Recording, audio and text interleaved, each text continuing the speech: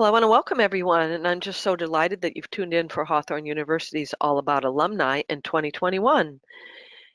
All About Alumni, I just want to give you a little background about it. It's our fantastic platform where we get to showcase Hawthorn graduates to be able to share their post-grad activities and their accomplishments. There's so many ways they're using their education and their practices. It's really stunning to me. And it's because we have a variety of nationally accredited degree and certificate programs at Hawthorn. Some of them are for people that are pursuing a clinical track with the goal of working directly with clients. And there's other programs that are dedicated to those that are seeking to primarily educate, as well as programs for those who simply want to learn valuable, credible information in a conducive environment. Truly, the success of our students is a testament to Hawthorn's mission and principles to provide quality, affordable, holistic health and nutrition education, and that's why we certainly love to learn more at Hawthorn again and again. I want to let you know that we're recording this, and there will be a short survey to complete at the end, and we appreciate your feedback and your comments about this presentation. I'm your host, Paula Bartholomew. I'm one of the founders of Hawthorn, and it's truly such a privilege for me to be able to feature and speak with our graduates. So I want to get us started here today. We're going to feature Hawthorn's graduate, Talia Segal Fidler. She's a graduate of our Masters of Holistic Nutrition Education program, and she's going to join us to talk about the formation of her holistic nutrition career post-graduation with her presentation, Food for Thought, My Journey to Health. Talia will discuss how health and education is a lifelong journey and that self-care is the new healthcare. She'll share her journey of learning and educating while creating a health practice as she speaks of her career and her choice to study at Hawthorn. Taking control of one's health and understanding the connection of mind, body, and spirit will surely be discussed.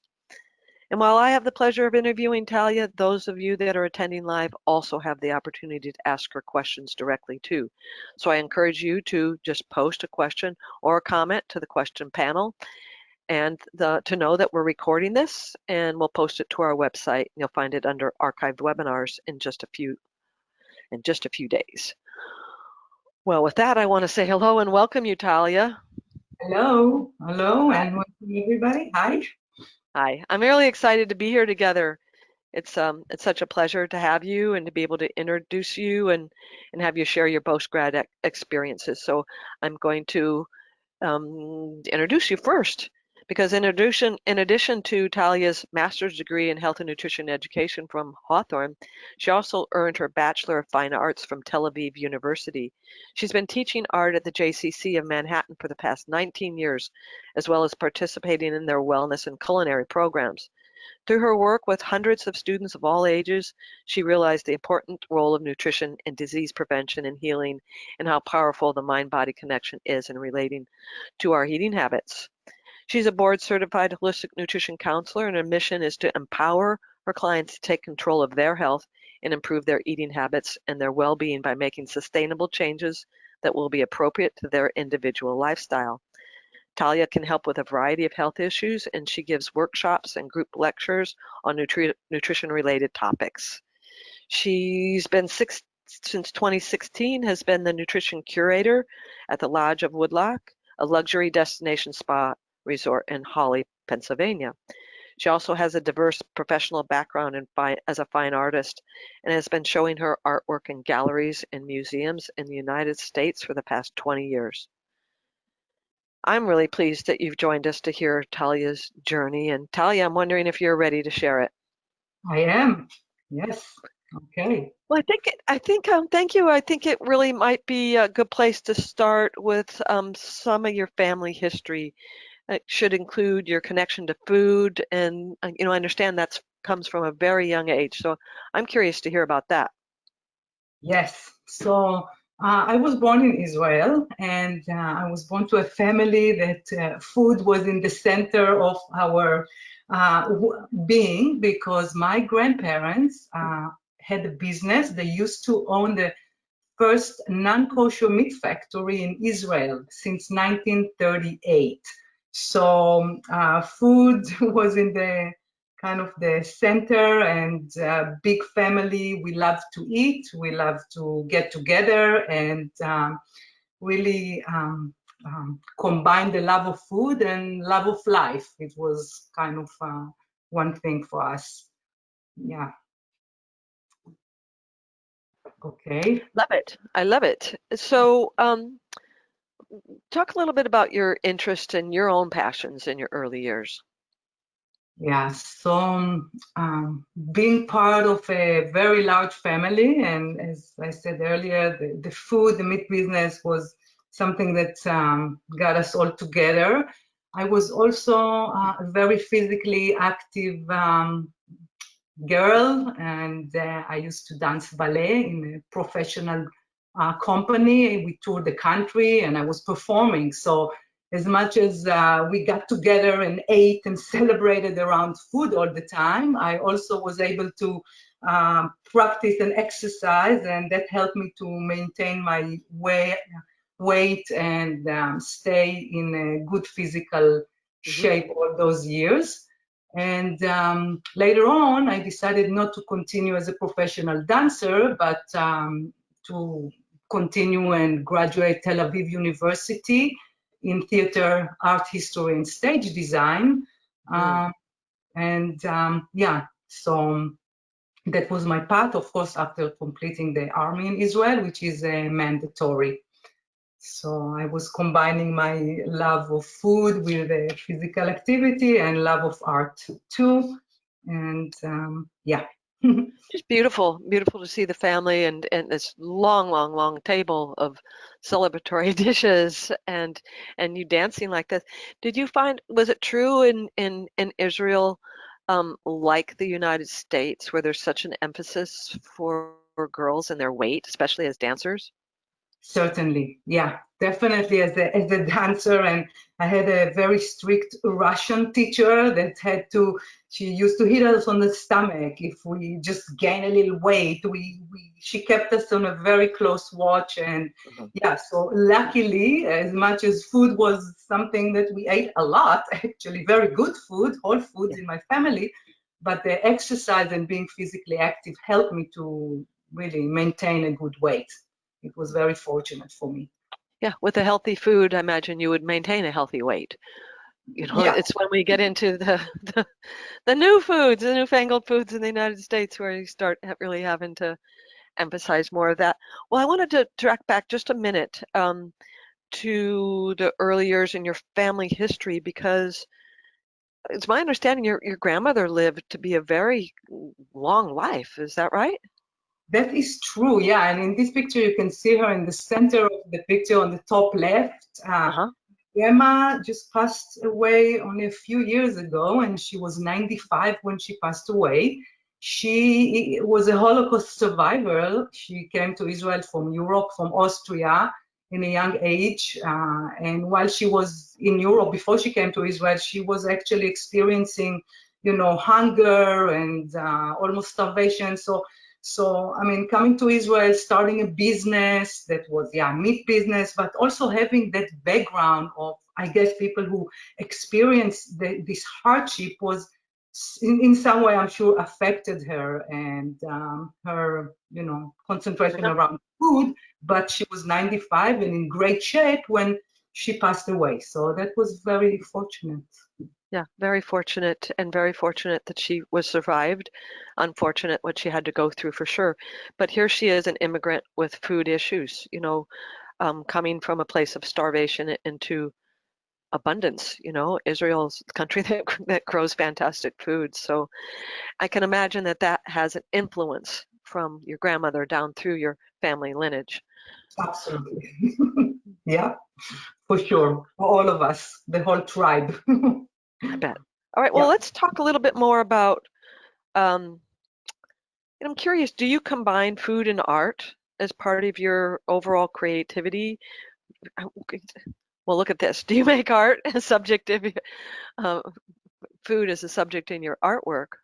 Yes, yes. So later, after I graduated Tel Aviv University, I had a mentor, an artist in Manhattan, and I decided to come to New York and study with him. So in 1992, I moved to Manhattan to continue my art education. And then I graduated also the National Academy of Fine Arts.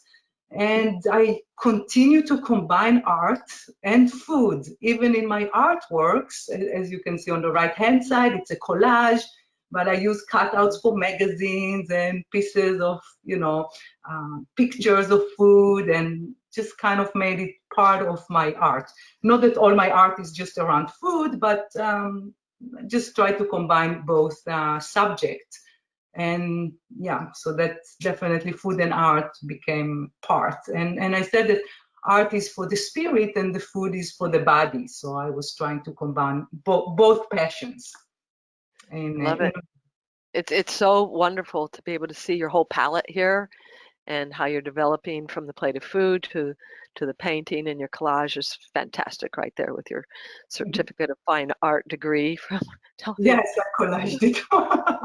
Well right. done, beautiful. Well, this makes me think, you're painting food, you're new, and what was it like, to come to the United States from another country, and the difference in food that you may have experienced? Yeah, so here we are. So it was certainly a sudden shock. Not that Israel was a place that, we always had wonderful food, but it was more, especially so many years ago, it was still a type of a farm to table culture. And, everything was fresh. Even in my grandparents' meat factory, everything was fresh. Things were not packaged or frozen or mass produced. We used to go to the market and buy groceries, sometimes even a few times a week.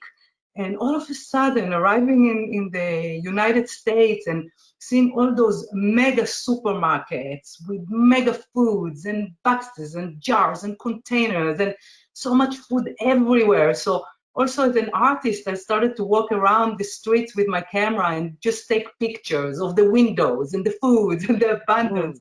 I mean, it Mm-hmm. was amazing, exciting, but also a little bit shocking. Yeah, cultural shock for sure. Yes, culture shock, especially the processed foods, But yeah, so I created a little collage that bring to mind my culture shock about food and yeah. It's so common though for immigrants coming to the United States to experience this. Um, Certainly years ago too, things are changing worldwide, but I hear it daily from clients, and people's experience are just like, what do we do with all of this? And then the lack of fresh food and the abundance of processed food is also new. Well, let's track into a kind of a different direction here. I want to talk about your two passions a little bit more, art and food. So can you just talk with us a little bit about how you combine this and what you're doing? Yeah, so as we can see, my two passions are indeed art and food, and I became I mean, I've always been an artist, but having the certification from the National Academy, I started also teaching art at the JCC of Manhattan, and have a full-time career also as a fine artist, showing in galleries. But in my art classes, I was also in touch with a lot of students, and you can see here my art classes and my cooking classes. It's kind of two things that I started to combine in my professional life. And working with people in close contact many years, just always the topics of health and nutrition came into discussions, and their health issues and how they solve them. And more I got interested in the power of food to heal, also by experiencing some personal challenges and this is something I did mention earlier, that when I moved to America, well, obviously I grew up eating meat, and then I moved to America and I met my husband who was a vegetarian. So I became a vegetarian. It was almost like betraying my tribe. My grandma was a little bit upset in the beginning, but then everything worked out fine. But after being for a number of years a vegetarian, I wasn't feeling so well, and I started to think what is wrong, and maybe it's not the quite right diet for me. And I was starting to experiment myself with different diets and nutrition, and discussing it with my students and giving some cooking classes and art classes. So the whole thing started to come together, eventually I just wanted to take it to the next level. Beautiful pictures here that really depict this, a variety of things, both in your teaching the art class here and hands-on demonstrations, and then looks like the top right is you doing a cooking demo. Yes, yeah. I started to give cooking demos because during my time in Manhattan, I also attended the Natural Gourmet Institute, where I took many cooking classes. And at the center that I was working in, when I was teaching my art classes, they also had a kitchen, a professional kitchen and a cooking department. So it was the art and the cooking on both sides of the hallway. And I was running from one side to the other. And I was, yeah, like teaching my art class, but smelling the food cooking in the kitchen on the other side. So it was something that I kind of combined both passions. And luckily enough, I was already working in an institution that had these departments in it, the cooking, the art, so it was very natural for me to start to work and contribute on both departments at the same time. Fantastic. What an opportunity right there. Yeah. Well, let's take this into how you came about to study health and nutrition, taking that next step. Yes. So at a certain point, I mentioned earlier that I had some health issues. I just felt not as good as I used to, and I knew age has nothing to do with it. Also, my husband started to face some health challenges, and his doctor prescribed medications, and I just said, let's just try to see if you can, by changing your diet, if you can heal yourself naturally. And sure enough, I helped him to change his eating habits. And within a few months, he was completely able to heal himself and feel better without using medication.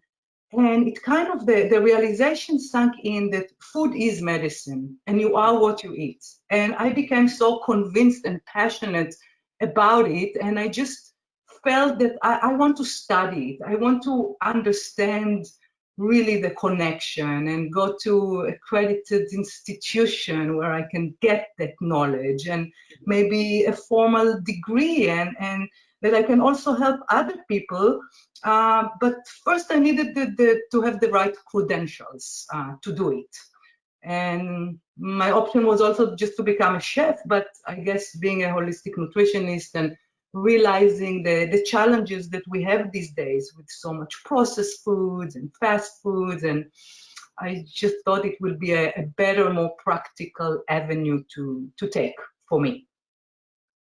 What a beautiful avenue also, and such a terrific segue. I mean, from the time you're born to this, you're kind of made for getting to this place of starting to study it more deeply, for sure. Well, you certainly had a variety of choices out there. So of all the available programs and schools, how did you come to find Hawthorn and then select it as your choice? Yeah, so I looked for many types, many different schools, even schools that I would attend in person and things online. Obviously, I was already very busy and having a few careers as an artist and a teacher and doing so many things. So eventually I realized that studying online would be the best choice for me. And while I was researching different institutions online, I just found that the curriculum at Hawthorn was, to me, seems to be very attractive. Like all the classes, the description of the classes, like I want to study them all, the nutrition fundamentals, the macro, the micro, the digestion, the energy, the life cycles. Like I wanted it all, and it made sense to me. Also, I mean, obviously the flexibility of online, the system at Hawthorn, which was individual courses. So you finish a course and then you move to the next. And you also pay by course as you go. That made it much more manageable as far as the cost, but also the cost was very reasonable, very reasonably priced. So I decided I chose Hawthorn, and for those reasons, and I know it was the right choice. It exceeded my expectations, so I'm very glad that I did. Yeah, well, you were a terrific student to follow too, all the way through, Talia. So would you mind sharing a little bit about your Hawthorn experience so other people can hear it? Yeah, sure. So I loved, as I mentioned earlier, the courses. They were like, we had different courses with different topics, but the approach was also very much like hands-on. So it was a combination of written assignments and some cooking assignments, which I loved, and projects. We prepared educational materials and different presentations. It was a combination of things. So it was very interesting, very challenging, but rewarding. And while I was studying, I also knew that everything that I'm studying now is something that I can use later. It was very practical. And sure enough, till this day, I'm still using some of the educational materials that I created as a student for my assignments, and some of the topic of the classes and the assignments I'm still, using with my clients or in my lectures. So the combination of different things was wonderful, and the professors were great. All of them are professional in their fields. So you had contact with people from the field, and nutrition and science, those things are changing constantly. And it was nice to be with people with cutting edge knowledge. They were very accessible. Like, I always felt that they have my back and they want me to succeed, which was a very nice feeling. So it was kind of a team that I really enjoyed the experience. Right. And the assignments, we really strive to have them be practical assignments, like no busy work in here. We want you to apply what you're learning, both to yourself and then learn how to do that with clients. Was that your experience too? Absolutely. Absolutely. Yeah, 100%. Well, thank you for that, Talia. I'm glad that you had such a great experience. And I love this picture, to be able to see all the books that you were using. Many of them aren't on there anymore because of date of them, but fabulous variety of reading materials that you had to learn from for this too. It's true. I still have, these are all books from my library. Books that as a student, the school recommended us to get, and I purchased them. This is what I loved also about the school. It gave me a direction, because there is so much information out there, and I wanted somebody to direct me, to teach me critical thinking, and give me really the best of the best in that field. So I'm still referring to those books, and they're still in my library, of course, and I refer clients to them. I still recommend them. Sally Fallon's book is fantastic, and so many others. All of them are just wonderful. So I created a library and tools that are serving me till today, and hopefully for the future, of course. Well, of course. Well, to this day, let's take you up to the day what you've been doing since graduating. Okay, so after graduations, even more doors were open to me. So I still continue to work in Manhattan at a large community center, the JCC, where I was still giving my art classes, but also started to be a regular presenter in a senior program, longevity program that they have for seniors in New York. So I was starting to give presentations over there, cooking classes, and then my art classes, and started to develop also a practice where I started to see private clients. I had a small office in the building, and also in another place. I shared with another friend an office where I saw clients. And at that time, now things are different with the COVID, but at that time I used to also do home visits. So some of my clients, I would go to their house and we'll do a pantry makeover. And this is something studying in school, they prepared us for this as one of our career moves. And I loved it. And I saw that I'm doing it also in my own life. And kind of doing pantry makeovers and taking people to supermarket tours and just doing all kinds of things. So a variety of things. And that's what I also love about this profession. You're open to so many different avenues from, right. so that was really great. And also I started to work at a wonderful spa destination resort, the Lodge at Woodloch, where after a while, after doing presentations for a while, and I became the curator of nutrition over there. So I'm doing private consultations, cooking demonstrations, and different presentations.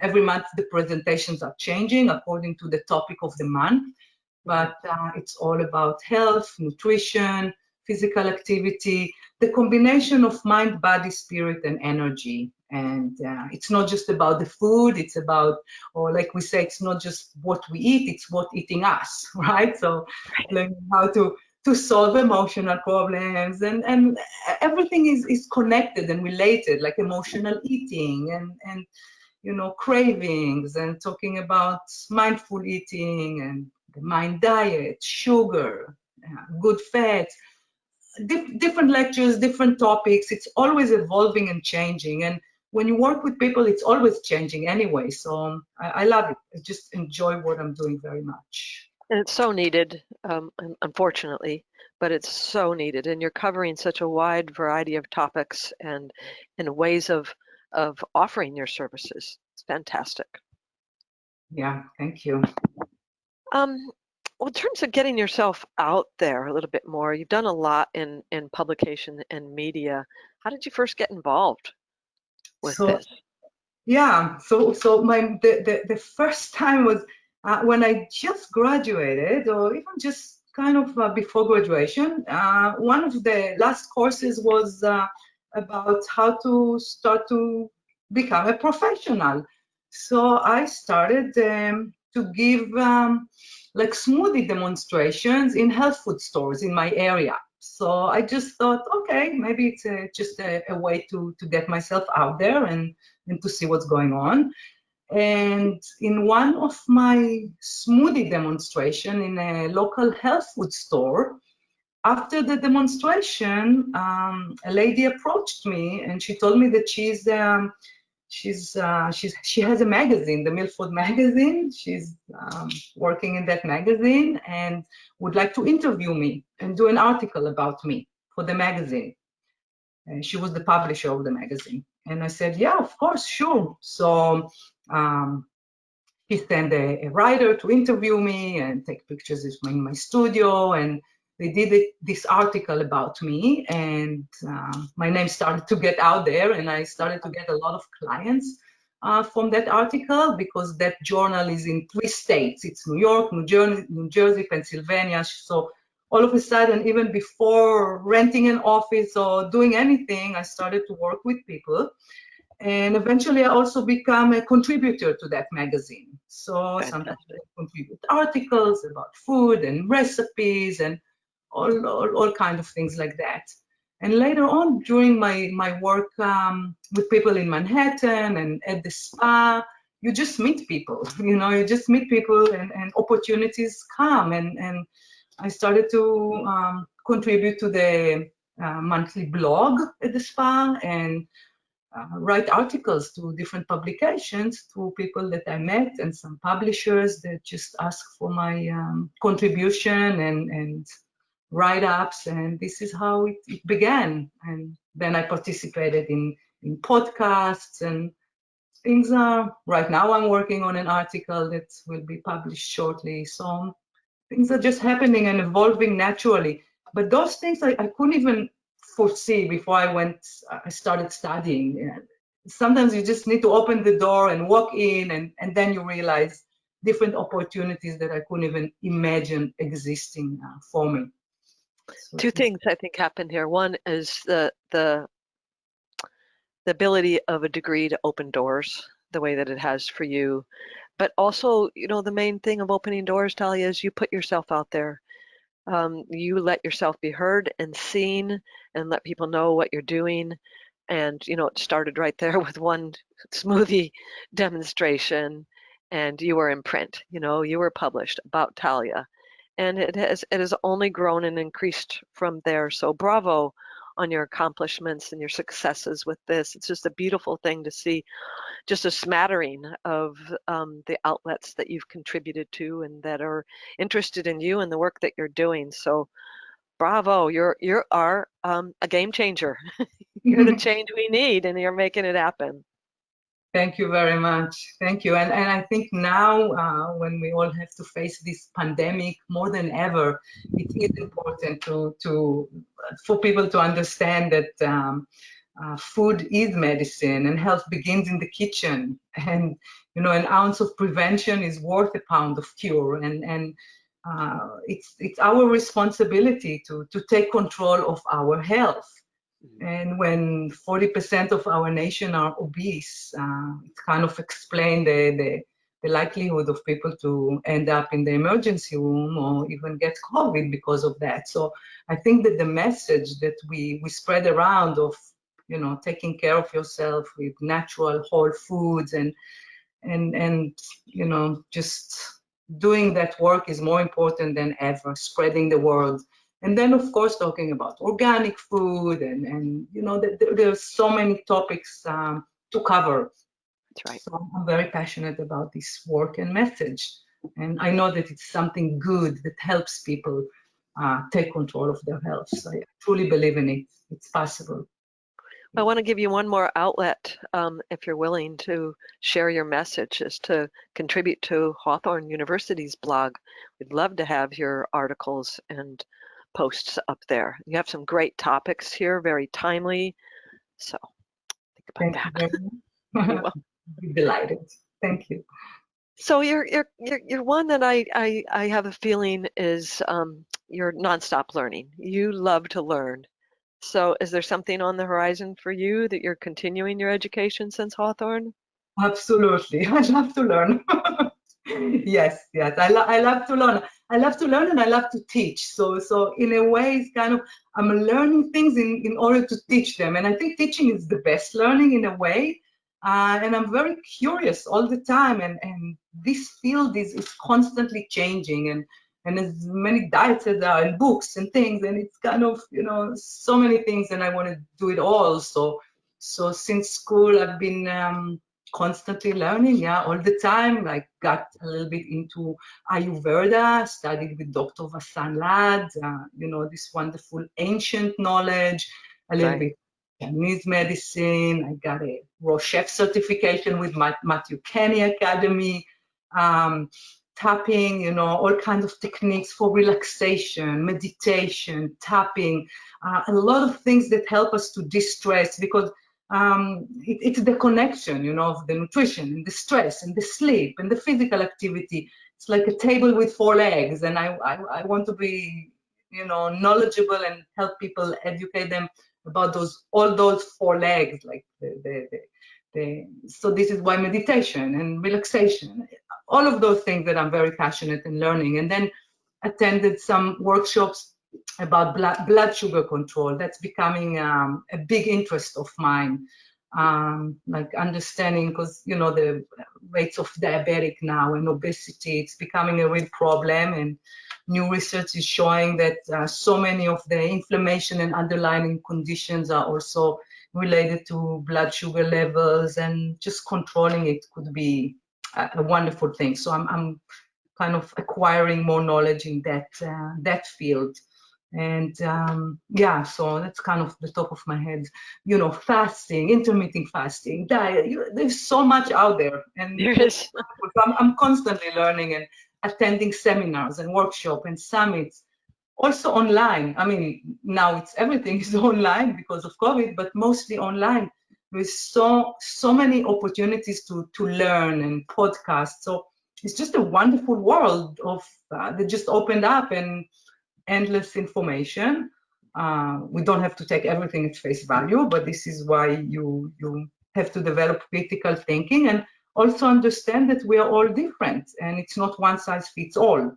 So I want to know a lot of things and find out what's good for me and then what's good for other people, because yeah, it's not one size fits all for sure. So Well, like you said, health is a journey, right?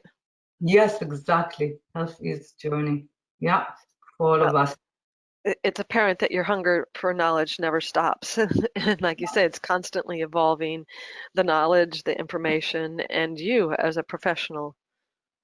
Yes, yeah. And it's a profession that can keep on evolving constantly. Yeah, so it's I'm always surprising myself, like what's now, what's new, what I don't know, and it's nice to discover all the time new things. Yeah. So, do you have ideas of what your next steps, some future goals? Yes. So through my work, I've been meeting many very interesting people that came to present their own cookbooks and came to give some cooking demonstrations. And I've been asked by people, like usually after my classes, they ask me if I have a book. Can we get a book? Where can we find your recipes? Where can So I started to say, yeah, I'm working on it. I'm working on it. I'm working on a cookbook. Mhm. So I am working on a cookbook that eventually I hope, to get out there. And so that's one of my goals. I'm also getting more and more interested in getting closer to nature, to gardening, to have my own garden, to work with farmers, because the soil, we're talking about gut health. That's another huge topic, and that's the microbiome is kind of the soil, but it all has to begin with soil and healthy soil. So getting involved with some local farmers and doing some workshops, with growing things and learning how to be more self-sufficient. So those are avenues that I'm also exploring and enjoying very much. So trying to bring all of those things together right now.